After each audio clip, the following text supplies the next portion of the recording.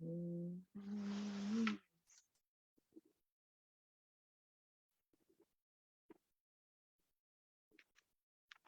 waiting notification. Okay, boom. And we are live. I want to thank everyone for tuning in to a very special edition of Off the Record on the People's Podcast this afternoon. We have an incredible guest with us today, one who's going to give us some amazing information as well as inspiration, and that is none other than Brother Damon Muhammad. Assalamu alaikum, sir. Wa alaikum salam. Yes, sir. This means a lot to us that you would take time out of your busy schedule to come on the People's Podcast. Yes, sir. And I thank you all for the invite, for inviting me. It's truly an honor and a blessing. All praise due to Allah. Yes, sir. My sister Naima sends the greetings, and thanks everyone all across the country who shows love. Please let us know what city you all are watching from, especially on YouTube. Yes, sir. Well, Brother Damon, when did you first hear the teachings of the Most Honorable Elijah Muhammad? Yes, sir. The first time I heard the teachings of the Most Honorable Elijah Muhammad, it was 1992. And it was a brother that grew up in my neighborhood. He was a gang member, and I was a gang member at that time. And he ended up going to prison. And while in prison, he had accepted the teachings of the Nation of Islam. And the brother, is known in San Diego as Clifford X. Well, on the street, he was known as Clippy Bobo. And back in the days in San Diego, like Debo, back in the days in San Diego, Bo meant crazy. So for him to be called Clippy Bobo, that means he was 2 times crazy. He was double trouble. And I saw when he came out of prison, I saw what Islam has done for him. So he dropped the seed, the first seed in my head. He taught me how to make incense. So I went from doing the street sales to selling incense because I learned I made more money selling incense. Everybody and their mama was buying incense from me. When I was in high school, my coaches, my teachers, my classmates, because they was, smoking reefer, so they didn't want their parents to know they were smoking reefer. So that became my hustle, selling incense. But make a long story short, I never went to the mosque, but he dropped that seed. But it wasn't until 3 years later, a rival gang shot at me and a friend of mine from another gang, and a bullet went past my head, and I knew they could have killed me or him, whoever they could have killed both of us. But they just sat down their guns and walked away. And prior to me joining the Nation of Islam, I was an atheist. I said, I would never, you hear me, Brother Joshua? I said, I would never believe in God till I meet God himself, and he would have to show and prove to me he is God. But that night, just like Saul or Paul, I was once blind, but I see, and I knew it was something that saved my life. So that night I went home and I cried like a newborn child, a newborn baby. I cried, and I said, I know it has to be a God, because I know for a fact they could have killed both of us or whoever they were shooting at. And they just lowered their guns. I don't know, they ran out of bullets. I don't know, but they walked away. And then I started searching for the Nation of Islam. At that time, I was attending community college at Mesa Community College, where I was on the football team.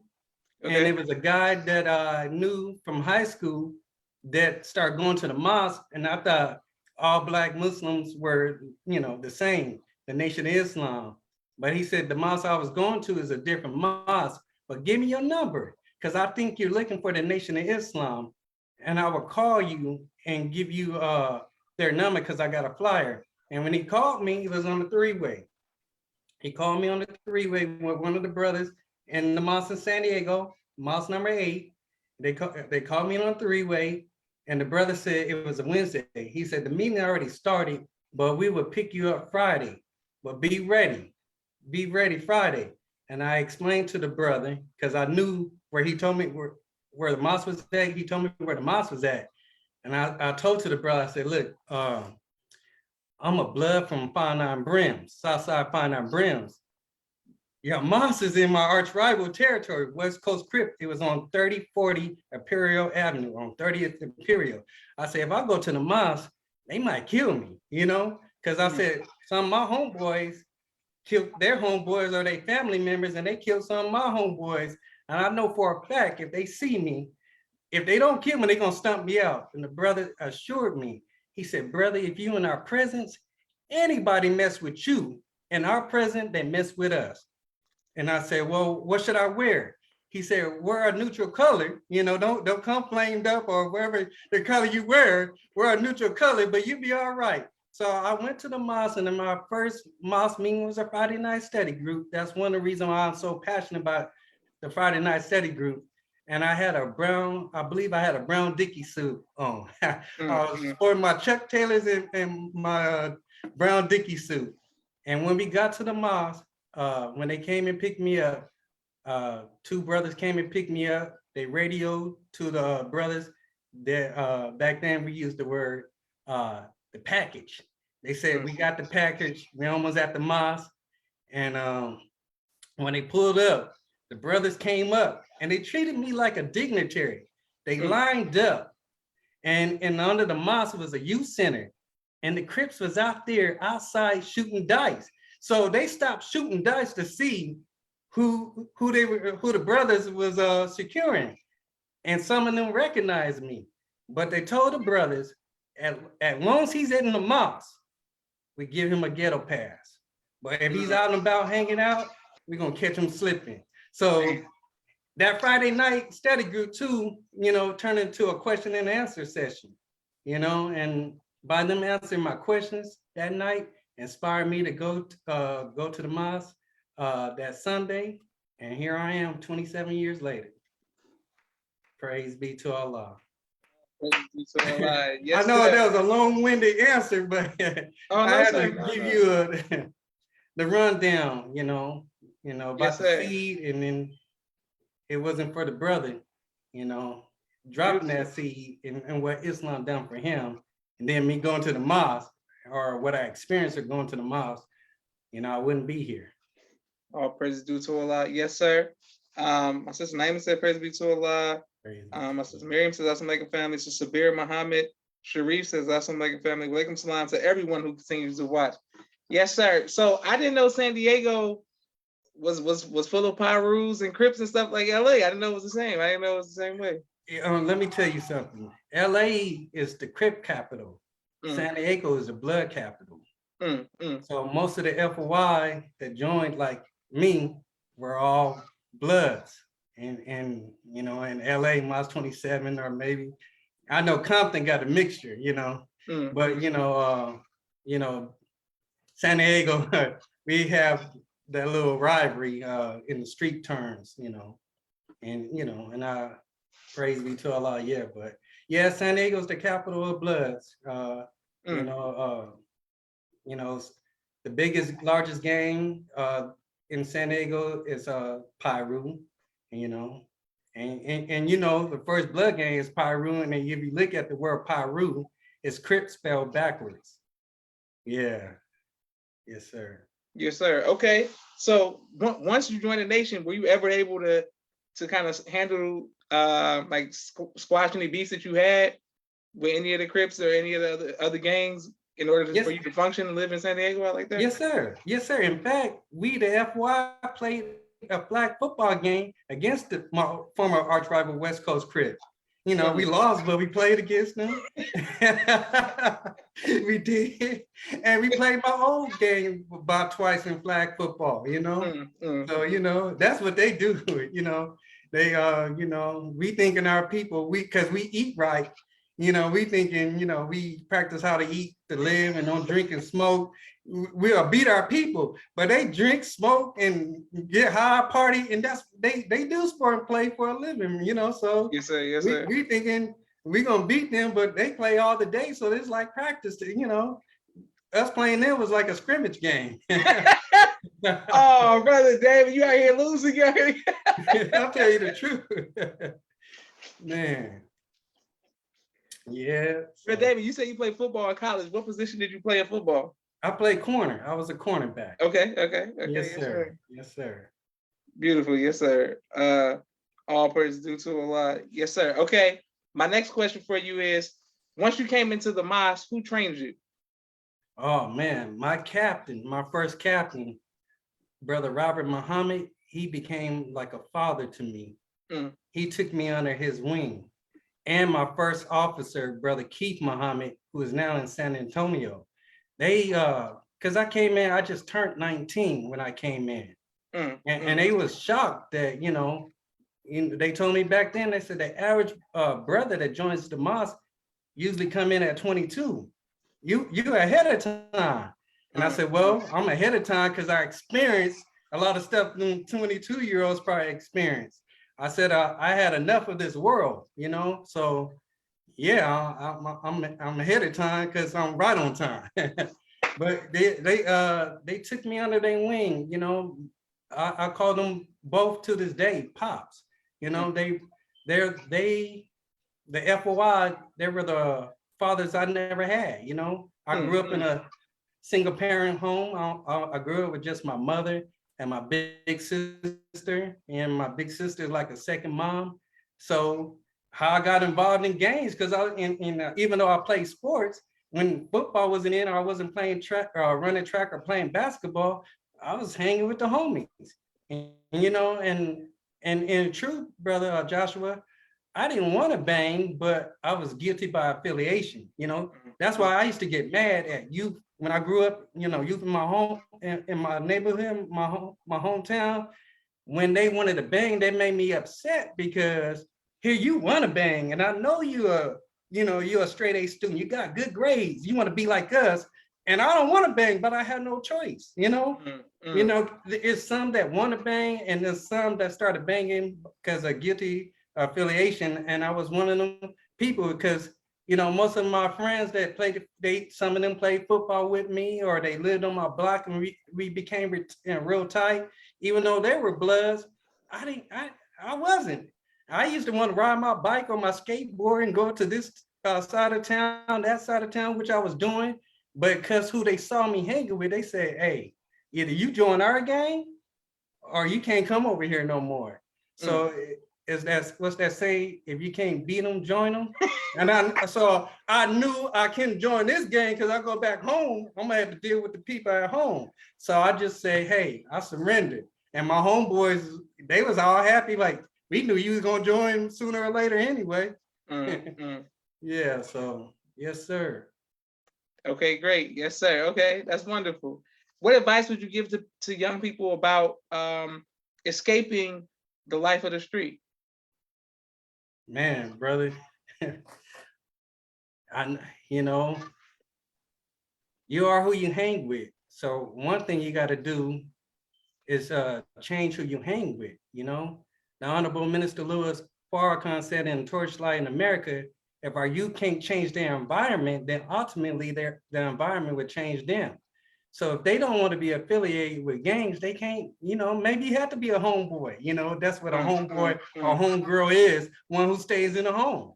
Yes, if you want to do right and you don't want to be affiliated with your neighborhood gang, then you can't hang with them.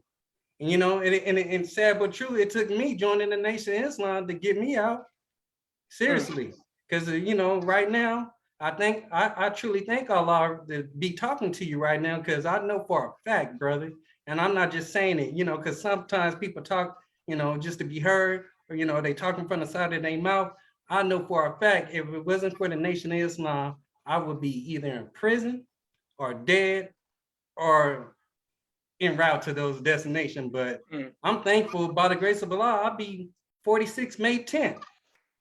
Yes, sir. I'll be 46 by the grace of Allah next month. And my I'm not college professor, my high school counselor, and when I was in the 9th grade, I was 15 years old, he told my mother, your son not gonna live to see 25. And one day, after I joined the Nation of Islam, I saw him at a San Diego State football game. Now I had to walk up and shake his hand and kind of rub it in too. And I said, guess what? I'm 25 years old. So I know the Nation of Islam saved my life. And you meet any or talk to any brothers that knew me when I first came into the mosque, they'll tell you. Because brother, I got two brothers. They might have brothers, but they my brothers. One, he's just hoping for life in prison. You hear me? Life. He's hoping for life because he's on death row. You know, he want life. He don't want to get the electric chair or a lethal injection, wherever they are going to give him. He just want life. And I got another brother who had a shootout with the police. He took a plea bargain. He was sentenced 30 years, but now he got 15 years because he took a plea bargain. But my two little brothers, you know, I helped inspire them, even though we didn't grow up in the same home. I helped inspire them to join gangs. Yes, sir. You there? Yes, sir. Okay, yes, sir. Okay, I don't know. You know, go ahead. You was teaching hard, brother. You knocked the Wi-Fi down. We right here with you. Go ahead, yes, sir. Okay. Yeah. So yeah, I helped inspire my two little brothers to join the gang, even though they didn't join my gang. And I didn't share this with you. My family, some of my family, particularly on my mother's side, is from the original gang Skyline Pyru in San Diego, California. So I have a lot of family members in that gang. So my little brothers joined that gang, but because a lot of gang members from that gang know me because of my cousins and my mother's side of the family, they took my little brothers under their wing. So that was more damage than good.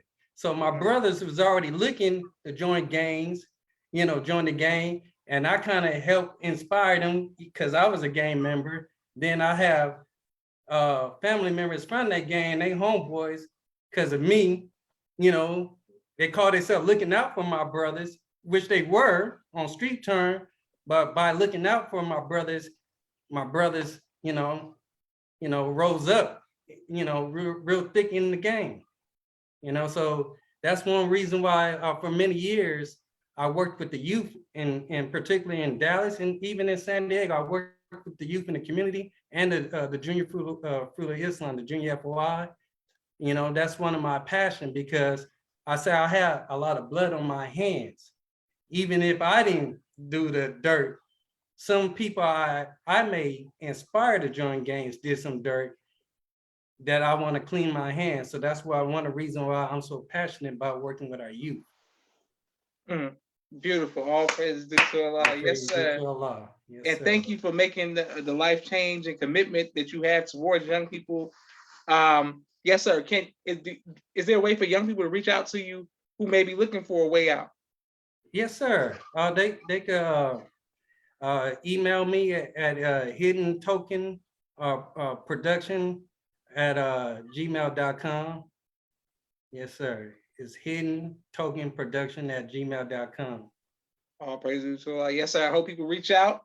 My next question is, what was it about the Most Honorable Minister Farrakhan that made you go from seeing him for maybe being a political figure, an activist, to someone who was in fact divinely guided? Brother, I heard about the ministers, and like I said, you know, I saw what Islam done from Brother Clifford X, Cliffy Bobo. Then I met other FOI that I became real close with. That there were bloods from different blood gangs, and in fact, we all became a squad, and we called ourselves the ex-gangsters, but regional. LA had told us we had to change our name, so we chose Nas the Man. But we were doing like 1,500 papers a week, you know, and it was only like 6 of us.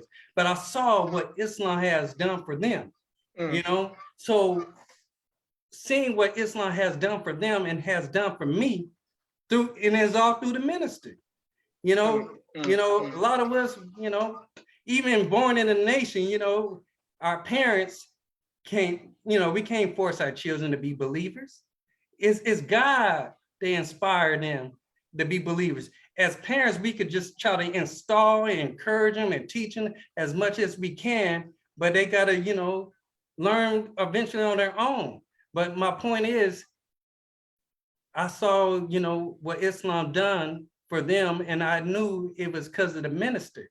So I know, in fact, I was telling my student minister, Lee Muhammad, I shared a song. I used to be a rapper, by the way, Brother Joshua. Okay. So I had a song called Lick a Devil in the Eyes, right? And I got that title, I believe, from Savior's Day 1997. The Honorable Minister Louis Farrakhan said, go home and lick the devil in the eyes. So I wrote that down. That's how just like, how, didn't you used to rap too? Don't you rap? That's you. That's my brother. Okay, I knew one of you. Okay, Yes, so sir. just like you prepare a lecture, sometimes you write a title down, or sometimes you write a song. You might not have a title to later. You probably choose the title out of the rap song. Yes, but so I wrote down "Look at Devil Eyes," and I wrote about my life, right? And then I wrote about I talked about the minister being Jesus in that song, right? Because I was pushing, my spot when I used to push was on 5th and Broadway, downtown San Diego.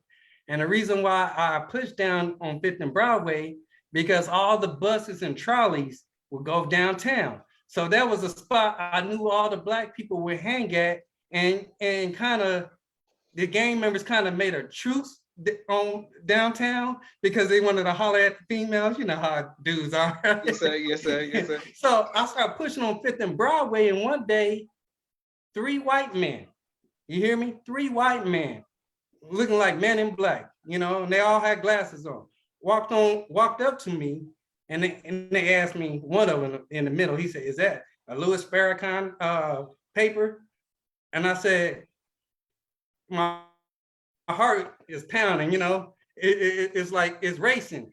And I said, I looked him in his eyes or through his glasses. I said, "Yeah, do you want one?" And he said, "Yeah," and gave me $5 for it. And that day I said, "Man, I'm a disciple of Jesus." So in the song, I ended up writing about my experience, about that, looking in the devil's eyes, and then me studying and just reading the Bible. When I first started coming to the mosque, I started studying the Bible. And Message to the Black Man gives the Most Honorable Elijah Muhammad give you a guide to understand the Bible and the Holy Quran. So one of the brothers that was in the ministry class in San Diego suggests, me to use that to study. And when I start studying, the more I study, I start seeing the minister as a divine man. In fact, one time I wrote Brother Jabril. No, I didn't write him. I asked Brother Jabril because I know a lot of believers in San Diego know Brother Jabril personally. And I would ask him questions. And one of the questions, I would ask them questions to ask Brother Jabril. And one of the questions I asked one of the brothers to ask him, I said, and this is before I wrote the song, Look at Devil in the Eyes, it was in 1996. I asked the brother, I said, "Will you ask Brother Jabril," because me studying, I said, "Will you ask Brother Jabril, is the minister Jesus?" So after that, the brother came back and said, "Brother Jabril said for you to start writing him yourself." All praise due to Allah. Yes, and sir. Did you write him yourself? I wrote Brother Jabril a couple times. Yes, sir. And sometimes he would give me my answer, or sometimes he'll tell me to read a big old book. You're reading a big old book, and you read the whole book, and your answer probably was in the middle of the book, but you still wanted to read the book because you want to know more. And I'm like, why he just didn't tell me the answer? Yes, sir. But they say that's how Brother Jabril is. He don't want to give you the answer all the time, and I'm sure the minister, no doubt, is the same way. And hearing the story about the Most Honorable Elijah Muhammad, how he put the minister through tests and trials, teaching and training. Sometimes the best way to teach people is not always to give them the answer, make them search for their own. And once they search for their own, they are valued and appreciated. Have your parents ever bought you a car? No, sir. So you bought it yourself. Correct. But if you ever buy somebody something, sometimes they don't appreciate it. They ride in the bus and you buy them a Pinto. And they're like, "Oh, you gonna buy me a Pinto?" But you was riding the bus. But if it was their hard-earned money, they are valued and appreciated more. Same with us, learning things on our own, it's just like Daniel's son on Karate Kid. Yes, sir. Mr. Wax on, wax Wax off. on, wax off. Yeah, Mr. yeah. Miyagi was teaching and training him, but he didn't know he was getting time to train. It was time. Yes, sir. Beautiful teaching, excellent teaching, Brother Damon. Dr. Henry M. Carter says Allah prepares us for our missions in life through various experiences. Praise be to Allah. Okay, well, Brother Damon, we have a quick 60-second commercial break for all of the sponsors of the People's Podcast, and we're coming right back to our brother who is giving us some amazing information as well as inspiration. For everyone who is watching, please continue to like, share, subscribe to the People's Podcast on YouTube. Thank you for all the various donations. On the People's Podcast for Cash App and $ the People's Podcast. My brother Rashad, Street Premier Media Production. He has a 4K camera and a drone. He does television and film editing. My sister Miriam, ABC I Love Me children's book, coloring book, and now Spanish book, all on Amazon.com. Please get your copies. My sister Naima, Stay On Point Dance Academy, LLC. She teaches ballet virtually to young girls all across the country. Right here in the studio of Atlanta, Georgia. We love our tiny dancers. Rock Communications. If you're working on a book and you need copy editing, project management, content development, or media relations, please reach out to Rock Communications. Also, Fashion Guys, Urban Streetwear for Men and Boys, 314-329-6009. He'll keep you dressed in the best of fashion and keep you dripping. Student Minister Robert L. Muhammad, conflict mediation, squashing the beef throughout the Southwest region. He does a phenomenal job of doing so. Also, his wife, Sister Fudia Muhammad, Children of the Most High, giving birth to a God in the science of child rearing. Please get her book. Sister Sherry Muhammad, AsiaticMinds.com. She teaches STEM virtually to young kings and queens all across the country. AsiaticMinds.com. Sign your children up. Brother Kenneth, Bow Tie Maker Extraordinaire. He'll ship bow ties to you anywhere in the nation. Dr. Henry M. Carter, King Henry's Turkey Legs, right here in Atlanta, Georgia. Brother Rashad Muhammad, COVID-19 Disinfecting Cleaning Services out of Chicago. My father's book, A Soldier in the Movement of Christ, AbdulSharif.com. And last but not least, my two books, Cleopatra, which is a children's book, and No Father, No Excuse, both of which are available on Amazon. Right back to our Brother Damon Muhammad. Boom. And thank everyone who continues to, show love in the comments.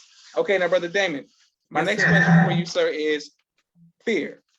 Being that you coming from the, the same gang, Suge Knight, all red, y'all tough, trained, and all that good stuff. However, you joined the nation, San Diego to Texas. Has there ever been a time that you were faced with fear? And if so, how did you overcome that fear? Yes, sir. Like I said, when them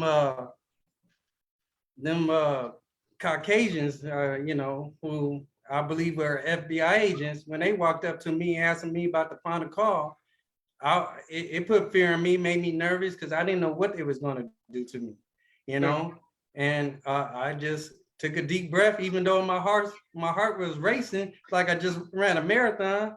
I took a deep breath, and I'm like, shoot, they're gonna kill me. They're gonna just kill me. And just like another time, I was arrested in 2005 for selling the final call newspaper, and they charged me for obstruction passage highway. They took me to jail, and I didn't know, because learning the story about Minister B.I., I didn't know they was gonna come to my cell and kill me, yes, or drag me out, So in the mosque said I had to sit, like 48 hours before they could post a bond. So and it was on a Saturday too. So I had to wait to the middle of the week, that Wednesday to get out. But I had that fear at that time, like, man, they might bust up in my cell and do me like Minister B.I.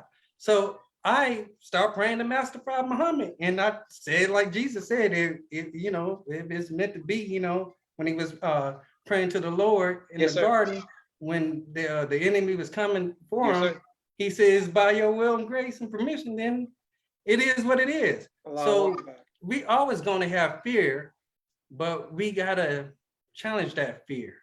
And the thing about fear is the thing about fear is unknown. See, we fear because we don't know what's going to happen.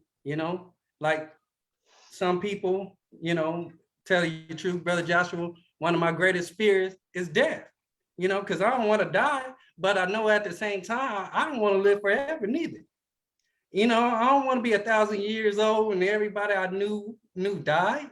So I know everything comes to an end. So one thing I know, as long as I strive to be a righteous Muslim and stay in the bosom of Allah, on the path of Allah, He'll give me, as it says in the Quran, a merciful death. You know, take me in my sleep. So that's how we meet and overcome fear. Just know, you know, to face it. And that's what we're taught as FOI. We meet and overcome all That's obstacles right. in our That's path. right. That's Not right. some, but all. That's So right. in the meet to overcome obstacles, that means you got to face it and go head on. Yes, sir. Beautiful. Yes, sir. Beautiful. Okay. My next question for you, sir, is the Million Man March. What was the climate like leading up to it, and how did it personally impact you? Oh, yes, sir. Man. Yeah, brother. I rode the bus to the Million Man March. In fact, that Spike Lee movie, Get on the Bus, Yes, that sir. should have been about us. Because, you know, those of us from California, I think we probably had the longest ride to get to DC, you know? And it took three days to get there and 3 days back. And the spirit, you know, as Tony the Tiger say, it was great, you know? It was great. And brother, in fact, when we were preparing to go to the Million Man March, it was a young brother, a Crip. He wanted to go, but he didn't have money. And it cost like $350 to get on the bus. All of us that was on the bus already took all our money out our pockets and paid for that brother to go. I went to the Million Man March, brother Joshua, broke. I mean, broke as a joke. All I had was a pocket full of lint. So we had special edition of the Final Call newspaper that we were selling to help cover the cost of the Million Man March, which was $2. So we had a bunch of extras after them, you know. So, and I had incense and oils. I went to the march broke and came back to California with over $2,000. But that was my sacrifice and the other brother's sacrifice, helping that brother get on the bus. And while I was walking around selling final calls, incense, and oils, my mouth at the march became dry. And I said, you know, to myself out loud, but I was speaking to myself, but I said it out loud. I said, man, I'm feeling dehydrated. I need some water. And one of the brothers said, brother needs some water, pass it down. And they start passing it down. The next you know, I saw a water bottle coming out of nowhere. Yes. So, brother, you're talking about how I knew about the minister being a divine man. That's proof right there. And on the bus, me going to the Million Man March, it was members from my old gang. It was members from other gangs, members from our arch rival gang. It was a lot of different gangs from San Diego and LA on the same bus. And the Mighty FY, atheists, Jehovah's Witnesses, Christians, Catholics, Hebrew Israelites, all of us is on the bus together. And, you know, we were singing, rapping, having a good time. You know, sometimes we debated, might got in an argument, and to kill it, you know, to kill the argument, one brother might say, hey, brother, we going to the Million Man March. You know, we going to the Million Man March. You know, it's all about brotherhood. And you like, yeah, all right, we're gonna agree to disagree. So we'll squash it. Yes, sir. Beautiful. Yes, sir. Thank you, sir. And I'm glad that took place. Sister Rachel Muhammad says, Assalamu alaikum, Ramadan Mubarak. My sister Naima said, teach, all praise due to Allah. Beautiful. Yes, sir. My next question for you is your greatest trial in life, and how have you been able to overcome that trial? Ooh, the greatest trial of life. Man, you're talking about in life, period. Yes, sir. You know, I guess one of the greatest, you know what, brother? Yeah, I'm gonna share this. I'm gonna share this because you know one thing, brother. It's easy for some regardless what religious home people attend to. It's easy to walk away on your own. You know, they call it backslide. We call it fallout. Yes, sir. When you walk away on your own, you know subconsciously you could come back home. You could come back. But 4 years ago, I had got put out, at the mosque, and it was for 90 days. But that 90 days felt like 90 years. And I had made a pledge to Allah because, my younger days, in my immaturity, I thought about, I left twice on my own, but I always came back. And the second time I came back, I said, you know what? I'm never gonna leave. I'm not gonna let nobody run me out. Only way I would leave the mosque again ever if they put me out. Allah test me. I got put out. So I was hurt. I was, by that time too, I was finishing my associate's degree. So I said, I'm just, get a second job. I'm just focus on my education. And, I'm gonna take a year out, But I ended up contacting one of the brothers who was one of my former captains in Dallas. I learned how to do grant writing. And I just wanted to share that information with because we're taught we could contact people only if it's business related. By that time I contacting him, my time is already up. But I sent him the information, and then he asked me, ain't your time up? Why you ain't back? And I said, and we talking in Facebook through Messenger. And I said, I'm gonna take a year out. He said, what you mean you gonna take a year out? He said, when I got put out, I couldn't wait to come back. And you only got 90 days and you talking about you gonna take a year out? And I said, well, brother, I'm embarrassed. I said, I'm ashamed, I'm embarrassed, and I'm sad. And I don't know how the believer's gonna receive me when I come back. And he said, brother Damon, we said, he reminded me, and remind is good for the believer. He said, brother, we said, if we ever get put out, we were going to come back. And we used to say, nobody could run us out the mosque. And he said, you joined for Master Prophet Muhammad and the Most Honorable Elijah Muhammad and the Honorable Minister Louis Farrakhan. So we ended up getting an argument, right? And I got mad, and I think I unfriended the brother and deleted his number. But later on that night, I was thinking about what he said. I said, you know what? I'm only mad because he told the truth. The truth hurts, and the truth to set you free. So my biggest challenge was to come back home like the prodigal son. I bet it wasn't easy for the prodigal son to go back home after he spent all the money his father gave him. But he went back home, and all praise due to Allah. I went back home, and here I am. Beautiful. Allahu Akbar. Yes, sir. Yes, sir. Brother Joshua, I know you got questions to ask me, and it's something I wanted to share. If you don't mind, quick, I'll make it very, very quick. Take your time. I wanted to share a story that your father, before he became the Student Southern Regional Minister, he was touring for the Honorable Minister Louis Farrakhan to raise money for the Savior's Day gift.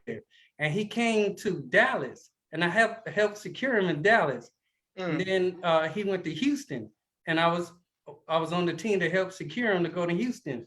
But we stopped at a place, I don't know if y'all have it out there, it's called Whataburger. It's like McDonald's burger. No, sir, I'm familiar with it, but we don't have it here. Yeah, so we stopped at Whataburger for whatever reason. I think he had to use the restroom or whatever.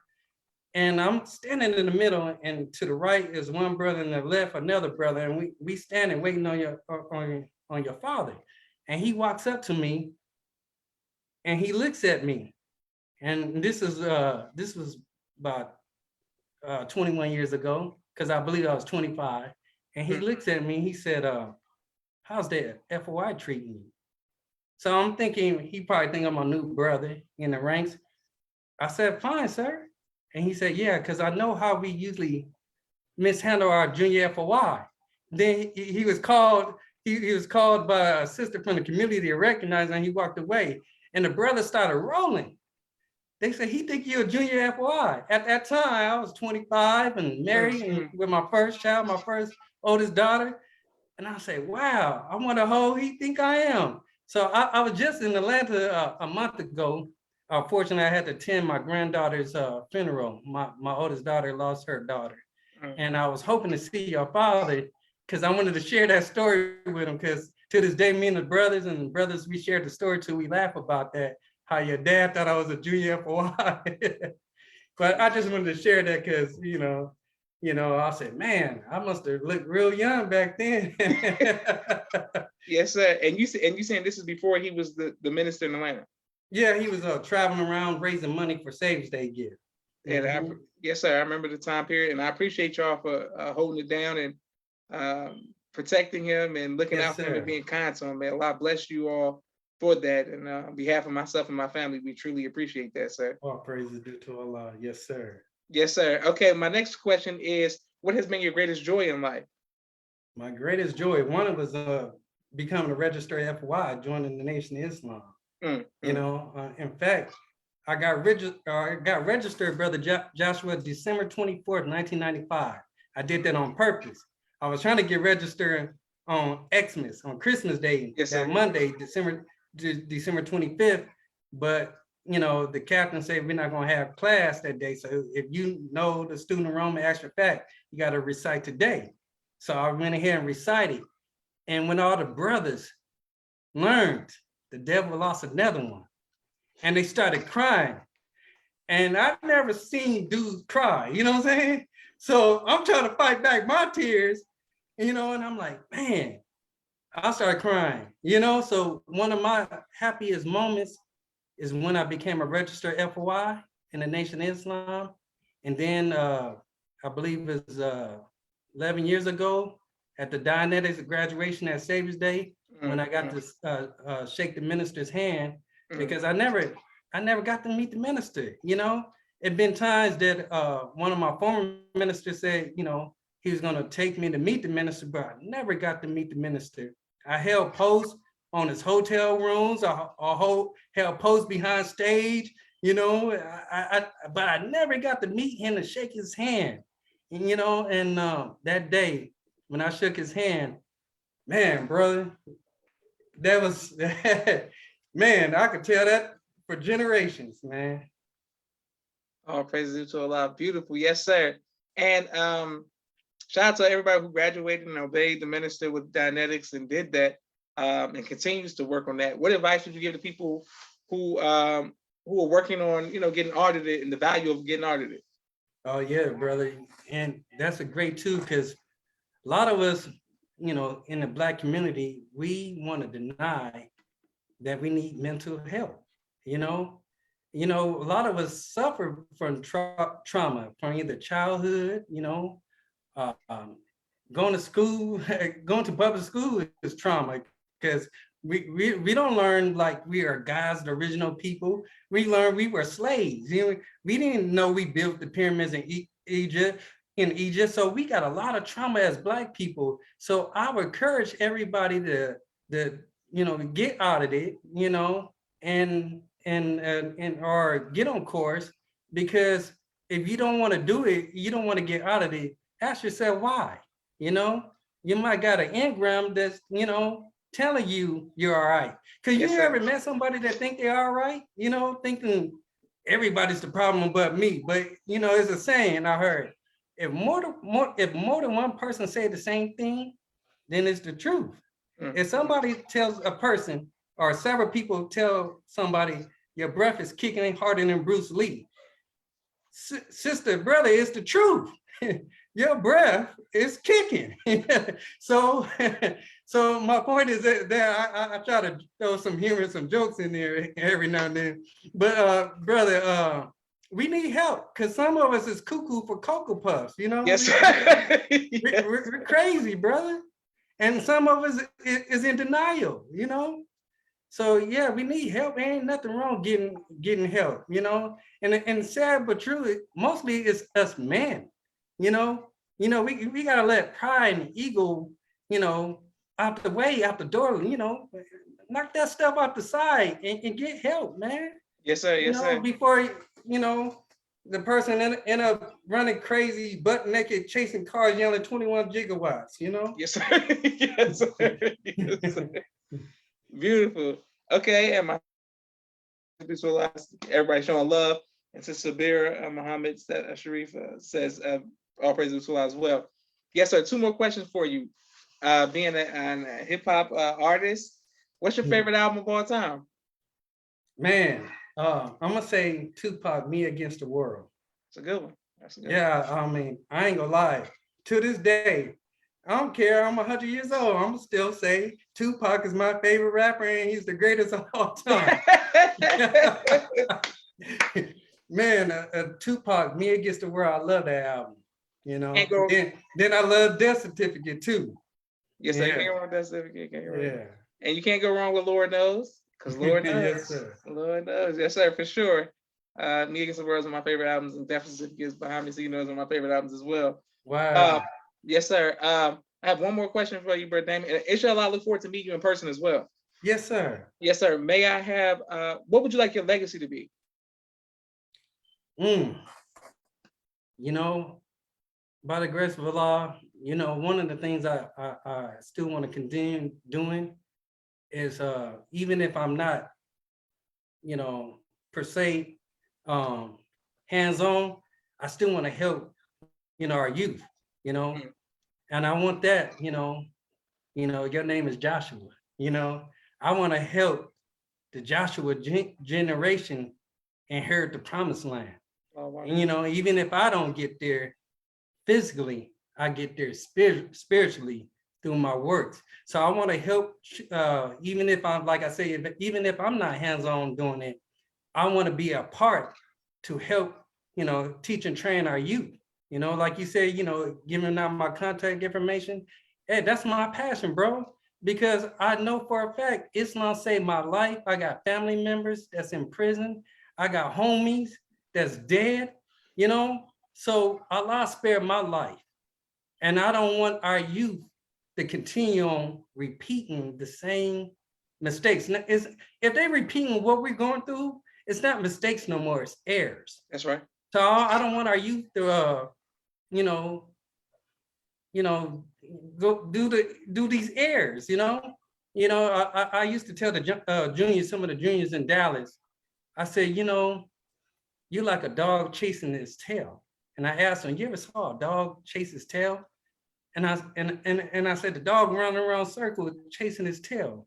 And all the dog has to do is stop.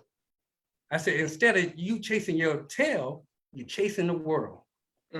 You following the youth in the world, and you wondering why you walking in circles, because you following them, but they following you.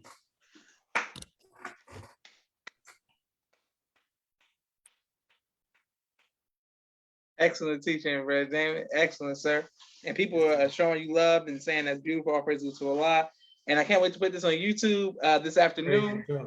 Brother Damon, I want to thank you again on behalf of myself, my family, and the viewing audience of the People's Podcast for your sacrifice, the sacrifice of your family. May Allah continue to bless you and your family. I'm happy that you made it and survived out of San Diego. Nobody, you know, hurt you, and you good.